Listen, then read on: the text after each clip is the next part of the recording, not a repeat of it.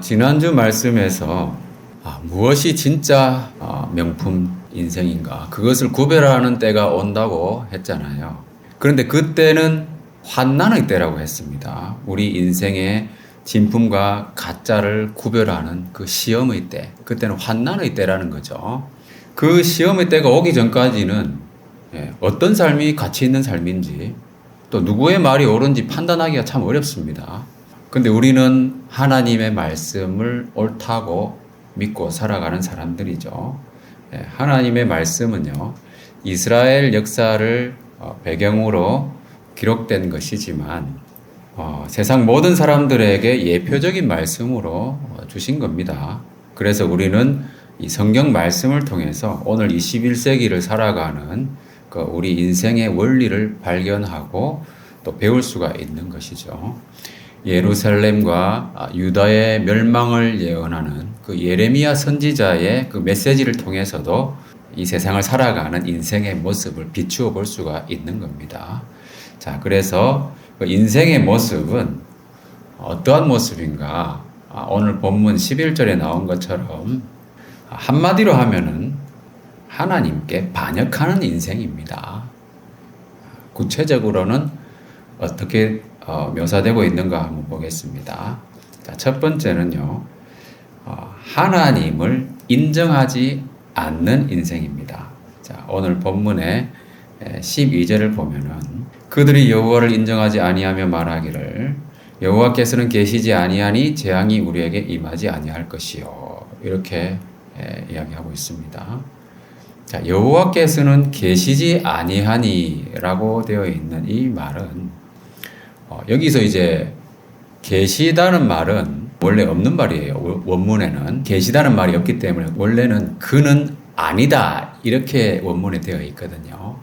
그래서 이것이 존재를 부정하는 걸로 우리 개역 개정판에는 번역을 해놨습니다. 근데 그렇다기보다는 공동 번역이나 새 번역에 나와 있는 것처럼 그럴 뿐이 아니다 또는 그는 아무것도 아니다 이렇게 번역되는 것이 좀 더 원문을 고려했을 때 문맥상 통하는 번역인 것 같습니다. 실제로 유대인들의 역사를 보면은 하나님의 존재를 인정하지 않는 그런 경우는 거의 없었거든요. 단지 이제 하나님을 무시한 거죠. 무시하거나 하나님은 아주 좋은 분이야, 그럴 뿐이 아니야 이렇게 생각한다는 거죠. 그래서 아무것도 아니다라고 이제 여기는 것을 우리가 고려해 본다면은 하나님을, 이 우주와 천지 만물을 다 창조하신 이 하나님을 자기들이 지금 섬기고 있는 우상들처럼 실제로 아무것도 할 수 없는 분으로 여긴다는 거죠. 그러니까 하나님의 권세와 능력을 멸시하는 말입니다. 하나님은 우상 취급한다는 거죠. 우상 숭배에 대한 개념도 지난번에 제가 말씀을 드렸잖아요. 우상처럼 여긴다는 거예요. 그러니까 이것은 아주 심각한 죄죠. 하나님이 무시당하는 거잖아요. 그러니까 하나님 멸시하면 어떻게 됩니까? 우리가 그 전에 그 사무엘상 말씀 묵상할 때 이런 말씀이 있었습니다. 다 같이 읽어볼까요? 시작. 나를 존중히 여기는 자를 내가 존중히 여기고 나를 멸시하는 자는 내가 경멸하리라. 하나님을 멸시하면은 하나님께 경멸히 여김을 당하게 된다는 거죠. 무서운 죄입니다. 이것은 하나님을 무시한다고 하는 것은. 그리고 공동 번역에서 나온 것처럼 하나님은 그럴 뿐이 아니다라고 해석을 한다면은 하나님을 몰라도 너무 모르는 것이죠. 특히 이 재앙을 내리시는 하나님에 대해서 무지한 상태입니다. 하나님의 성품을 부정하는 거죠. 하나님의 의로우심, 그 의로우신 하나님의 심판과 형벌에 대해서 인정하지 않는다는 거예요.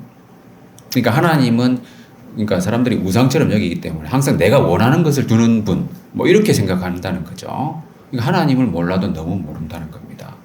그러니까 하나님은 하나님의 성품 딱 하면 하나님은 사랑이시잖아요. 그죠? 하나님은 사랑이시기 때문에 결코 우리에게 재앙을 주실 분이 아니다. 이렇게 생각한다는 거죠. 그래서 선하신 하나님, 또 인자하신 하나님, 그런 하나님만 생각하고 강조하는 겁니다. 자기 입맛에 맞는 신을 사람들은 원했다는 거죠. 그리고 그게 바로 우상숭배의 기본적인 모습이잖아요. 기복신앙적인 모습이기도 하고요. 자, 그러나 그것은 하나님을 바로 아는 것이 아니라는 겁니다. 하나님은 어떤 분입니까? 하나님은 물론 사랑의 하나님, 인자하신 분이기도 하지만 무서운 분이죠. 여러분, 하나님 무서운 분이라는 걸 알아야 돼요. 그래서 성경에 우리가 지혜라고 이야기하는 것은 하나님을 두려워하는 것이 지혜다. 이렇게 이야기하잖아요. 하나님 무서운 분입니다. 그래서 사람들이 하나님의 사랑에 대해서 많이 오해를 하는데요. 하나님의 사랑은 어디에 있는가? 이것을 명확하게 여러분 알 필요가 있습니다. 여러분, 하나님의 사랑은 어디 있습니까? 자, 하나님의 사랑에 대해서 확신하는 그 로마서 8장 말씀, 지난번에 우리 로마서 8장 읽었잖아요. 자, 여기 뒷부분에 보면 우리를 우리 주 그리스도 예수 안에 있는 하나님의 사랑에서 끊을 수 없으리라.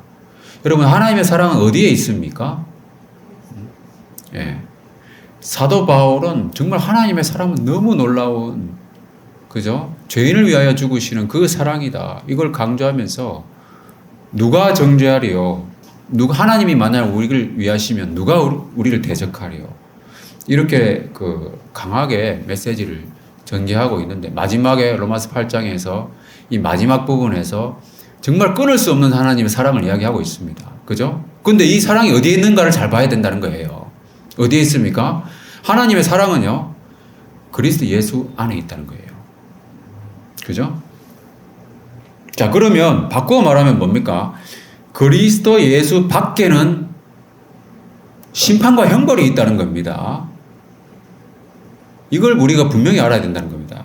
그래서 데살로니가후서 말씀에도 보면은 하나님을 모르는 자들과 우리 주 예수의 복음에 복종하지 않는 자들에게 형벌을 내리시리니 이런 자들은 주의 얼굴과 그의 힘의 영광을 떠나 영원한 멸망의 형벌을 받으리로다.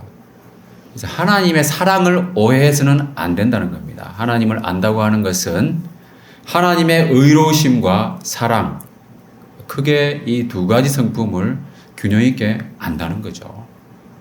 그것이 절묘하게 조화를 이루는 것이 바로 십자가잖아요.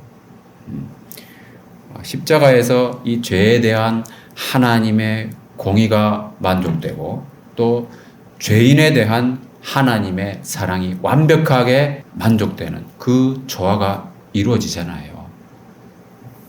그래서 우리가 전하는 하나님의 사랑도 십자가의 사랑이지 그냥 자선적인 베품, 사랑이 아니라는 겁니다. 그 십자가 사랑이 바로 복음이고 그것이 바로 하나님의 말씀이죠. 자, 십자가 없는 사랑은 허무한 사랑이에요. 자기를 드러내는 사랑, 위선입니다. 위선. 십자가 없는 사랑은요. 자기 만족일 뿐이에요. 그래서 우리가 하나님의 성품에 대해서는 오해해서는 안 된다.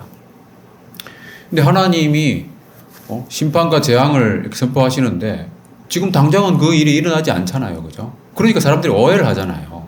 하나님은 그럴 뿐이 아니야. 근데 심판과 재앙이 더디 오는 것처럼 늦춰지는 것처럼 여겨질 수가 있잖아요. 그죠? 그러면 그 이유는 뭔가? 하나님이 그럴 뿐이 아니라서 심판과 재앙이 늦게 오는 것이 아니라는 거죠.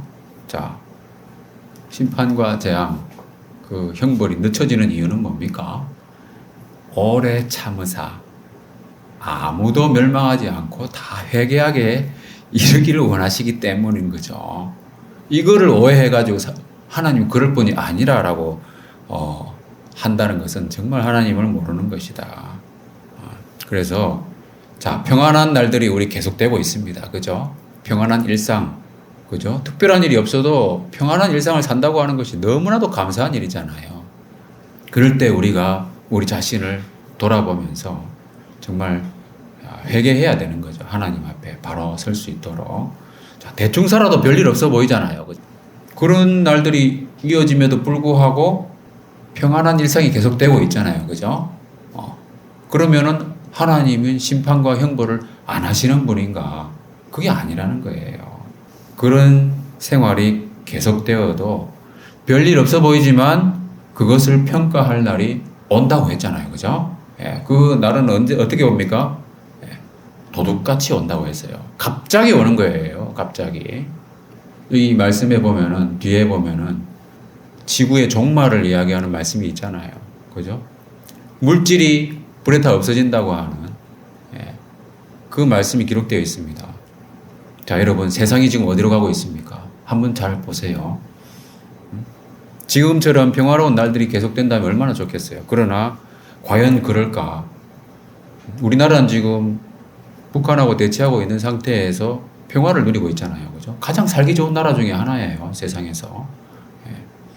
그런데 지금 유럽은 전쟁의 구름이 지금 몰려오는 것 같아요. 예.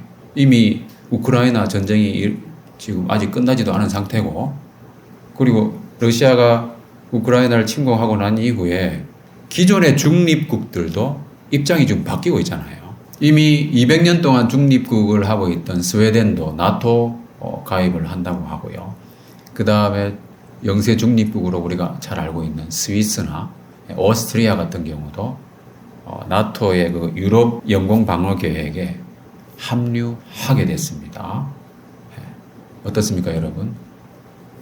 러시아가 침공함으로써 유럽이 지금 긴장하고 있는 거예요, 지금. 그리고 우리나라에서 폴란드 같은 경우는 무기도 막 사서 써보니까 좋으니까 더 사겠다고 하고, 아예 거기다가 한국제 무기 생산 공장을 지어달라, 그런 요구까지 하고 있잖아요, 지금. 우리나라는 무기를 수출하고 그러면은 살상 무기잖아요. 그게 넘어가겠습니까? 러시아하고 중국의 지금 밀착 관계에 있는데, 동아시아에서는 미중 갈등이 계속되고 있잖아요. 그죠? 그런데 가장 위험한 지역은 대만 해협이잖아요. 만약에 여러분 중국이 대만을 침공하게 되면, 그때 만약에 그 미국이 개입을 하게 된다면은 한반도는 반드시 전쟁이 일어난다. 군사 전략가들은 다 그렇게 봅니다. 우리나라에 미군이 주둔하고 있잖아요. 그죠? 그렇게 된다면은 예레미야 선지자가 전한 이 재앙의 메시지가 우리나라에도 응하게 될 수도 있다는 거예요. 그래서 우리는 어떻게 해야 되겠습니까? 정말 이 평안한 일상을 살고 있을 때 회개하고 하나님을 두려워하면서 하나님 앞에서 신실하게 살아야 된다. 그런 하나님을 오해하고 살면은 재앙이 갑자기 닥치게 된다는 거예요. 자, 하나님을 인정하지 않는 인생의 모습 두 번째는 하나님의 일꾼들, 영적 지도자들을 우습게 여긴다는 거죠. 자, 오늘 본문의 13절에 보면은 선지자들은 바람이다, 이렇게 사람들이 말하고 있어요. 선지자는 바람이다. 쉽게 말하면 허풍이다, 이거예요. 그냥 한번 지나가는 바람이라는 거예요. 예. 당시에 많은 사람들은 이 거짓 선지자들의 거짓 예언에 현혹돼 가지고 정말 아무런 재앙이 일어나지 않을 것처럼 여겼거든요. 그러다 보니까 진짜 하나님 말씀을 전하는 사역자들을 우습게 여겼습니다. 그러니까 하나님의 말씀이 자기 마음에 안 드니까는 채택하지 않는 거죠. 그래서 그 사람들은 진짜 하나님의 말씀을 가짜라고 여기는 거예요. 말씀이 그들 속에 있지 않다. 그죠? 그래서 재앙은 그런 가짜 말씀을 전하는 너희들이나 당해라. 진짜로 몰라보는 거죠. 그렇게 사람들은 하나님 말씀을 무시했습니다.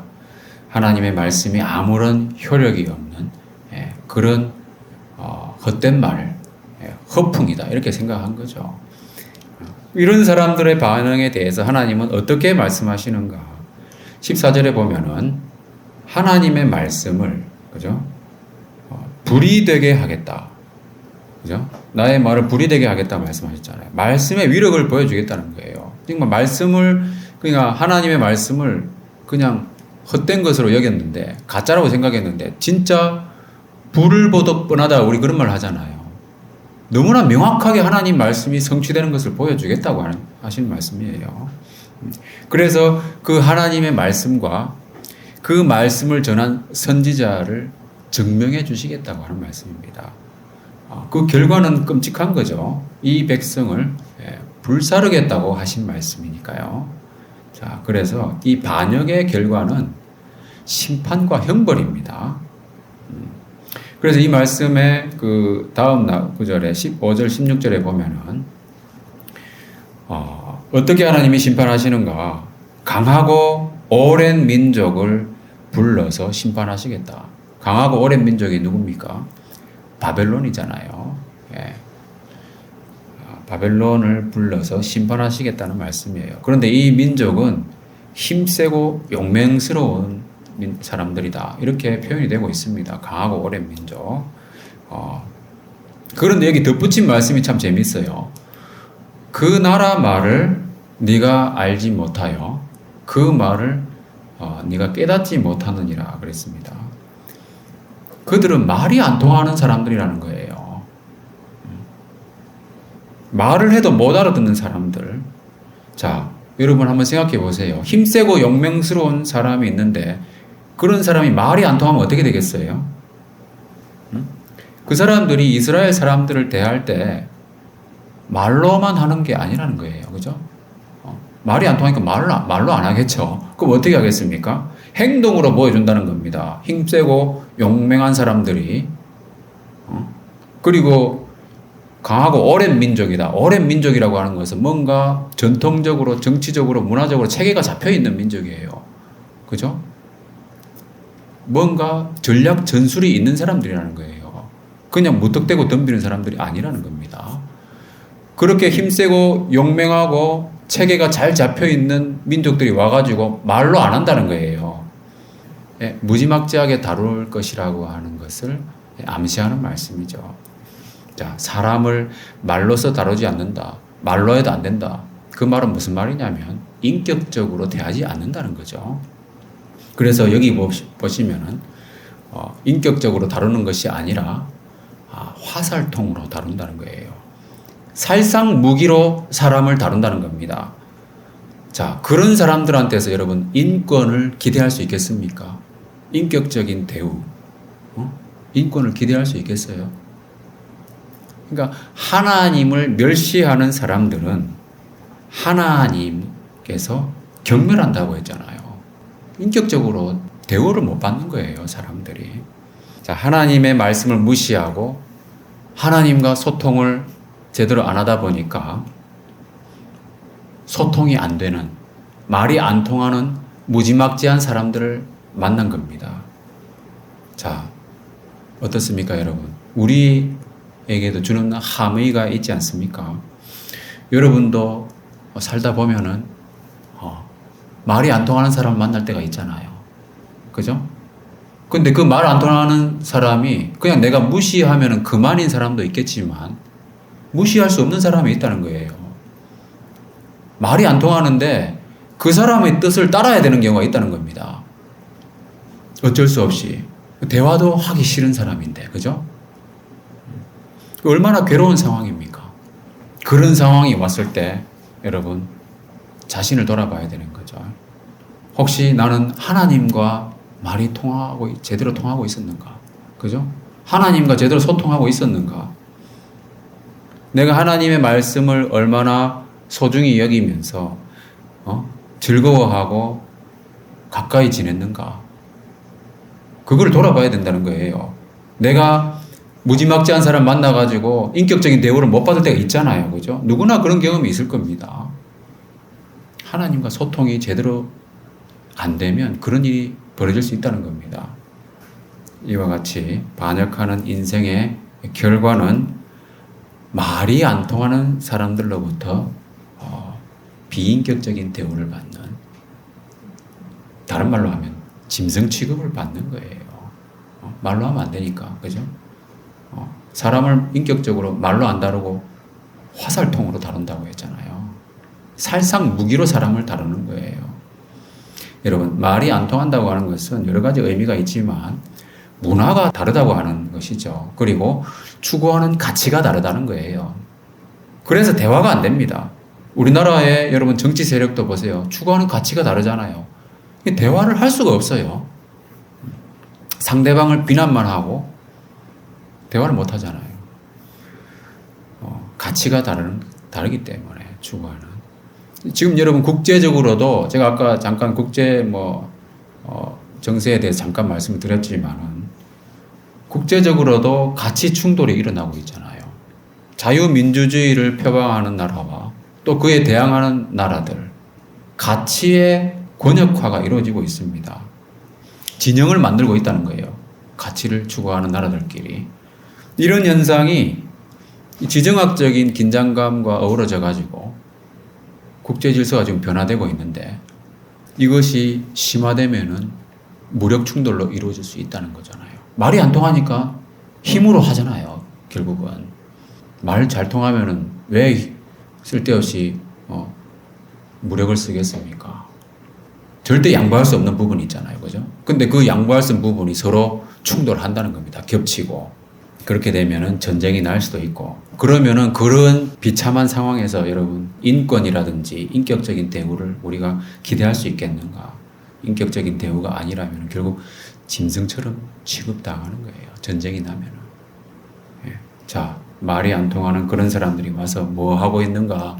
오늘 본문의 17절에 보면은 네 자녀들이 먹을 주스 곡물과 양식을 먹으며 그랬잖아요.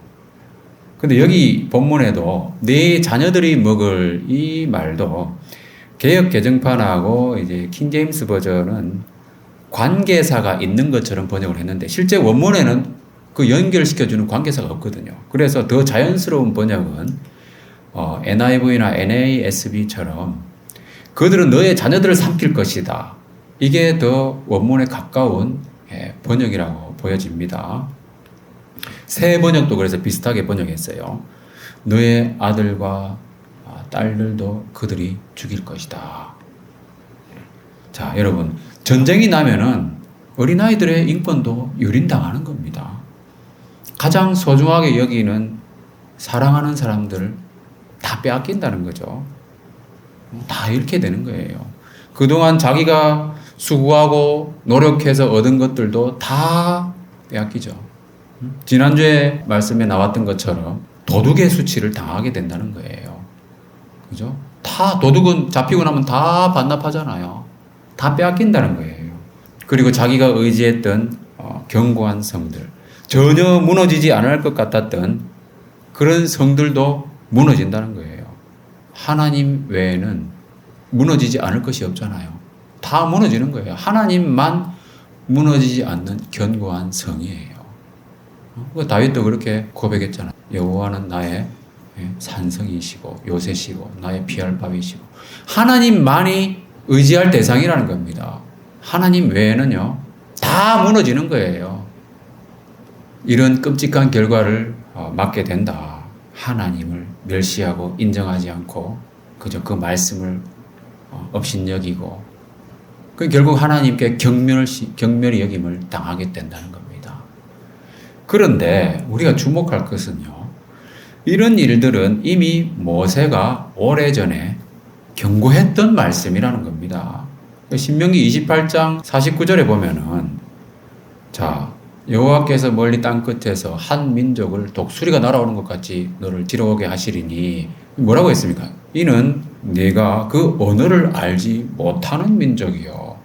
말이 안 통하는 사람들이 와서 공격할 것이다. 무지막지하게 다룰 것이다. 이미 모세 오경에 있는 말씀이라는 거예요.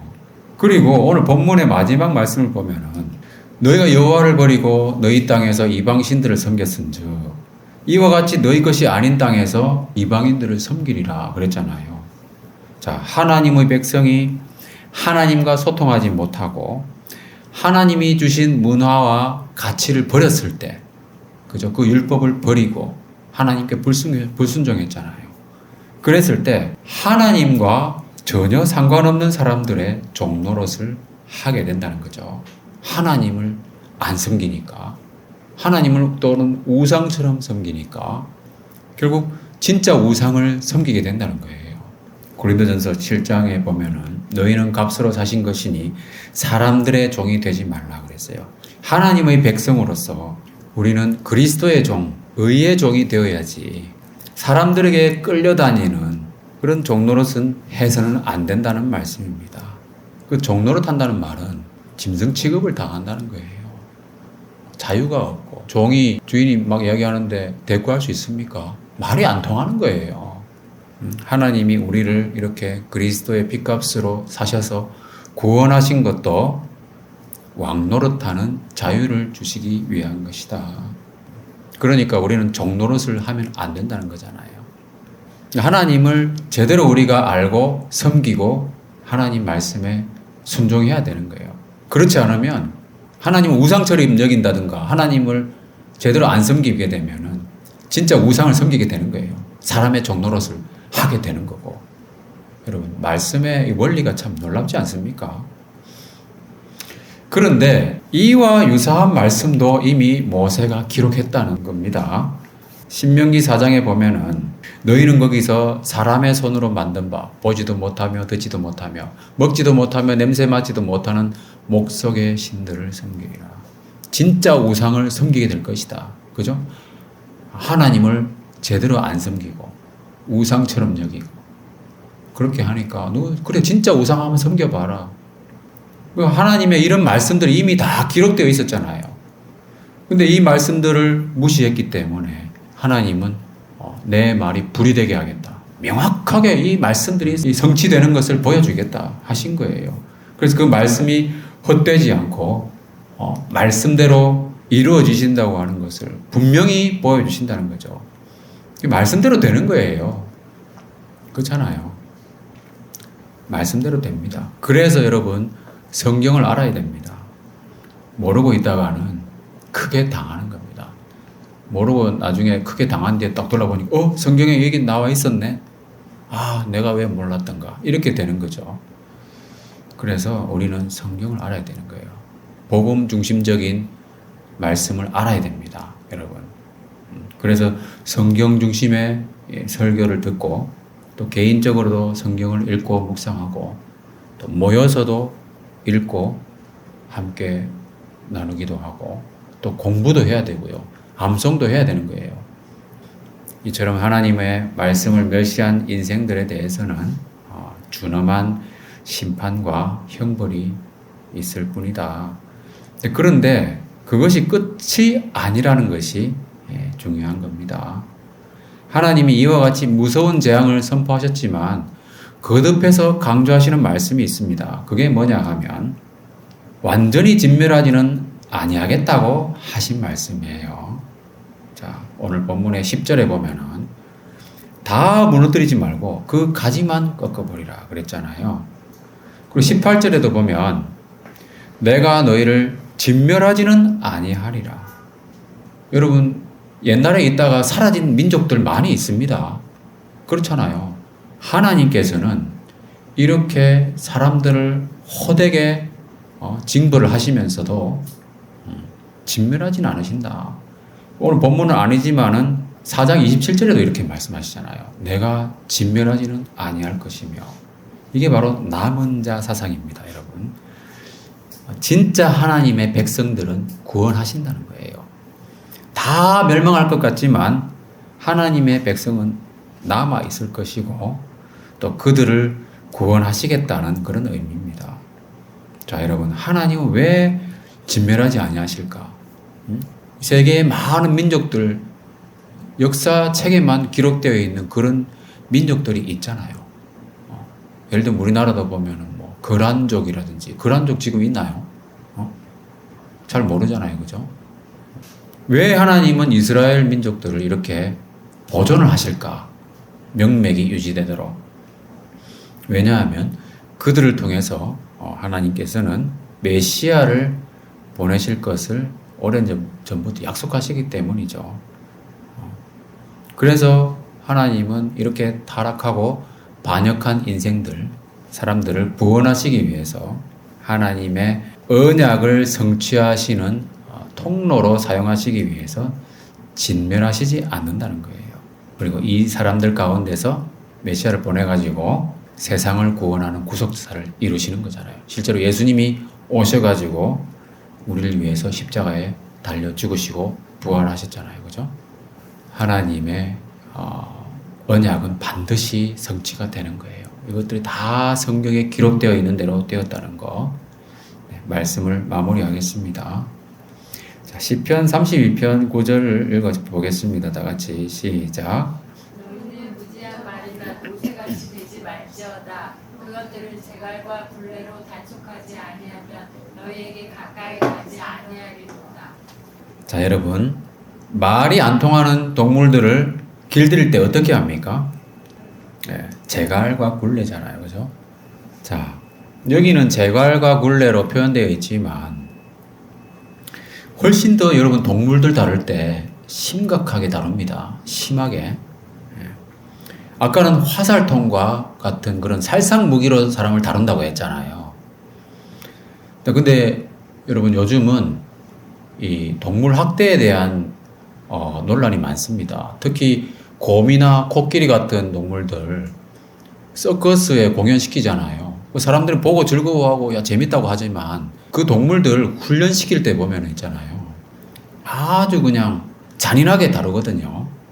피가 나도록 때리고 찌르고 심지어는 전기 충격을 주고요. 그리고 뭐 주코시스라는 말도 있더라고요. 그게 뭐냐면 동물들을 평소에도 딱 가둬놓잖아요. 그러니까 정신병적인 증세를 보인다는 거예요. 동물들이 여러분 동물원에 있는 동물들 행복한 게 아닙니다. 그죠? 사람들에게 억압을 당하고 있는 거잖아요.